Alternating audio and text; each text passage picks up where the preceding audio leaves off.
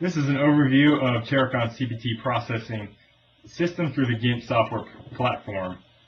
To start off, why are we switching to a standardized CPT processing system within Terracon? Well, number one, it keeps all of our site characterization data in one Gint project file. And it also allows for much better Terracon branding than some of the off-the-shelf programs that you can buy to process some CPT data. And then lastly, in the future, this Gint program is going to work really well with some of our eToolbox programs to really save time for the practitioner to engage more in collaboration and understanding the needs of the client. So this presentation is just going to touch on two things, primarily just the basic CPT processing system, and then we're going to touch on a few of the extras within the system.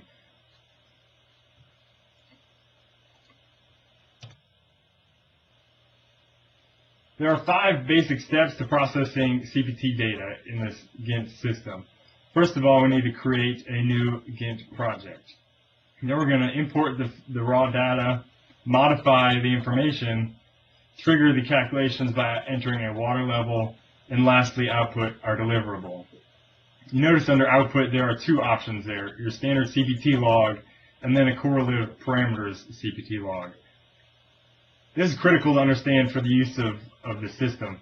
The CPT log is just the standard CPT log you're going to include in all of your projects. It includes the data required by ASTM and is going to be consistent for each project. The correlative parameters CPT log really frees up the practitioner to include the correlations calculated from CPT data, as well as some of the measured parameters that aren't typically included on the CPT log, such as tilt angle, push rate, or even temperature. So it gives the practitioner some flexibility there to present data. So let's just touch on real quick the deliverables, the CPT standard log versus the correlative parameters log, and then we're going to walk through an example of these 5 steps. So here's the picture of our basic standard CPT log. You can see it includes the typical things required by ASTM. It has a very similar feel to the standard soil boring log. Here's another example that also includes shear wave velocity measurements and an optional adjacent boring, in this case a hand auger boring to 10 feet. So you can see there are a couple of different variations to the standard CPT log, but it only includes data required or optional within ASTM. Now here's an example of our correlative parameter output. You can see it's not only got a different title, but a qualifier right under the title to see the original log with those details. So here's the default one. If you don't specify which parameters to print on this log, these are the 5 parameters that are going to print. You can choose as low as 3 and up to 6 parameters to print on this log, and we'll show you how to do that in another video.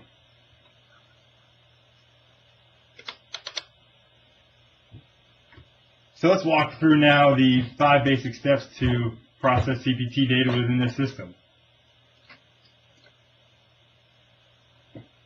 First step is to create a new Gint project.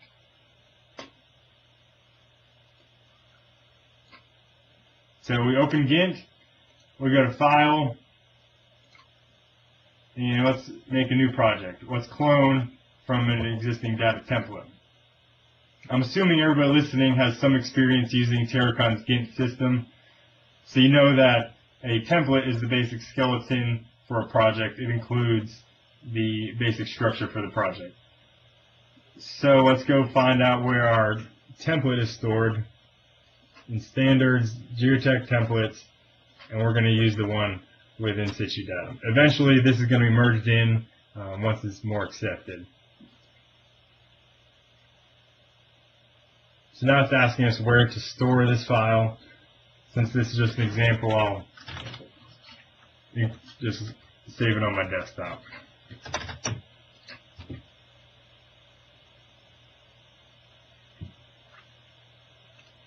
All right, so there's step 1.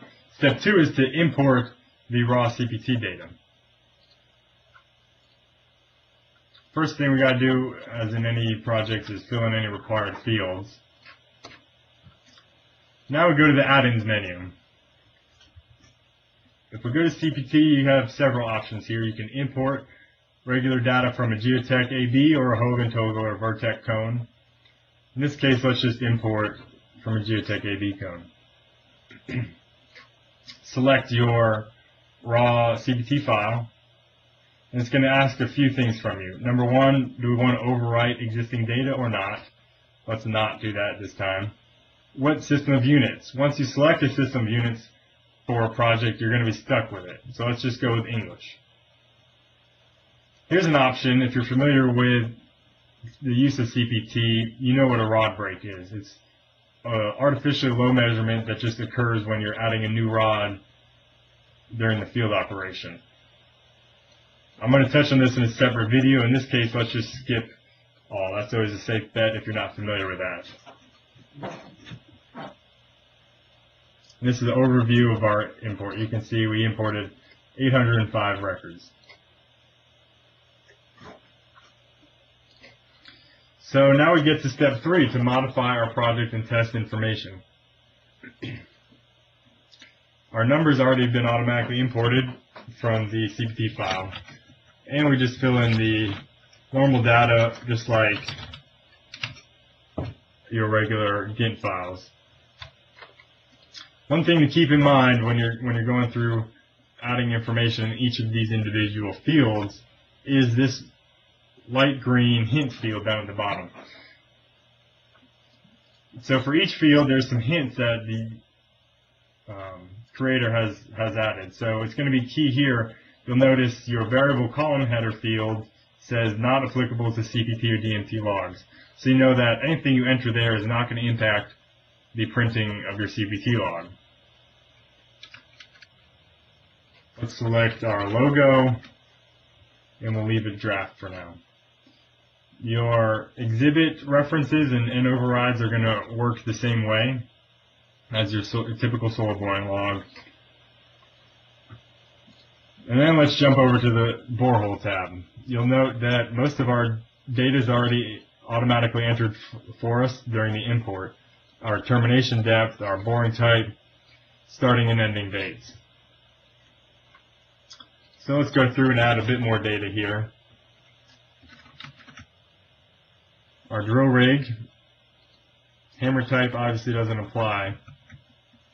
We can add an elevation, just like soil borings. Elevation note if you desire. Coordinates, stations, offsets, alternate location like a soil boring log. We can enter general notes that are going to apply, so we could say the reason there's no data for the first 10 feet is that we've pre-drilled to 10 feet. And we can add a note, a second note there as well. The last field here is to record whether we use the dead weight of the rig as a reaction force or auger anchors. You'll note I skipped over this water observation fields. You're going to be tempted when you're getting used to the system to enter water data for CPTs here. This is not where you enter water data for CPTs. If you try to do that, you're going to get a message saying you did it in the wrong place. I'll show you in a second where to enter the water data for CPTs and DMTs.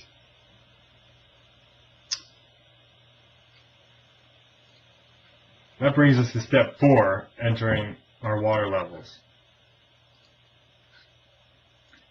So you can see I clicked on the CPT tab, and I'm in the basic CPT tab within that table. The water depth field here is what triggers all the calculations and all the correlations based on our measured values. So you can see right now, most of these fields, the ones that aren't measured, are blank. When we go ahead and enter water depth and click Save, the system is going to process and calculate all those parameters based on that water depth. That triggers your hydrostatic pressure, which normalizes a lot of your measurements, and triggers all of the calculations. So that's very critical in this process to enter the water depth, and you could just click on another field or leave the field and it's going to do those calculations for you. But if you skip over that and try to print your log, you're going to notice most of the fields are blank, and that's going to be the reason. If it's just an assumed water depth, you can leave this Boolean field unchecked. In this case, let's say we measured it in the field. Your probe ID should pre-populate if they entered in the field. I'll show you in a separate video how to enter calibration data for that cone. Your file name just records where you imported the data from, and an adjacent borehole option, which I'm going to touch in a different video. So that brings us to step number 5, just to output the log. So if we go to our Output tab,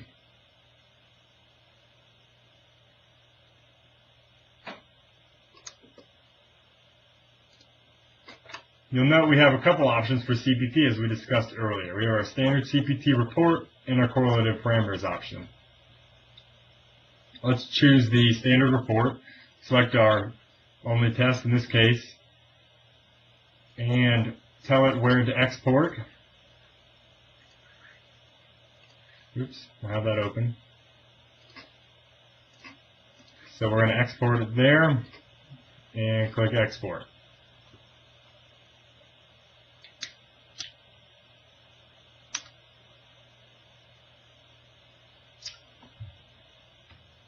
And you can see it prints our standard CPT report. Our general notes 1 and 2 went here. Our elevation note went here. And it pre-populated all of our calibration data from the cone.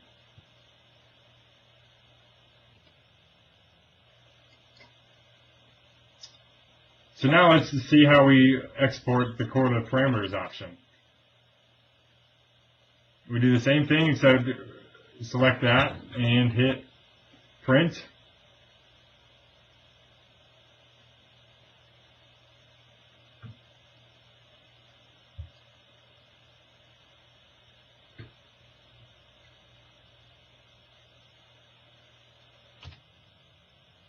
And there you have it. There's our default correlative parameters log.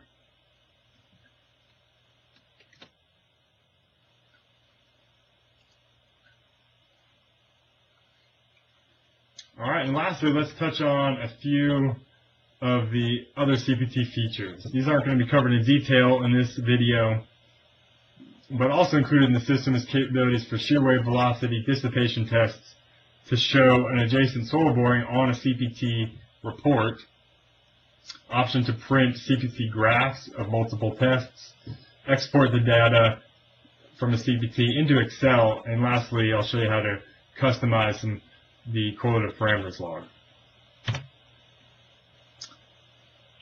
Our correlative parameters log, I showed you the default, but you can choose as few as 3 and up to 6 parameters to print on here, and you can choose them from these 20 options here.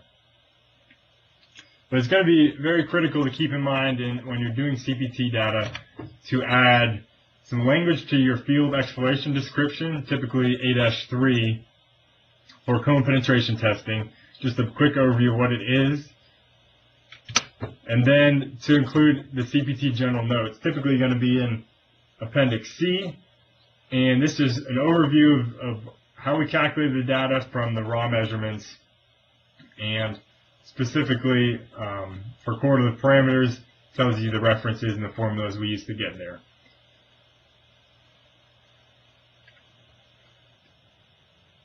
All right, that concludes the presentation. Thank you for your time.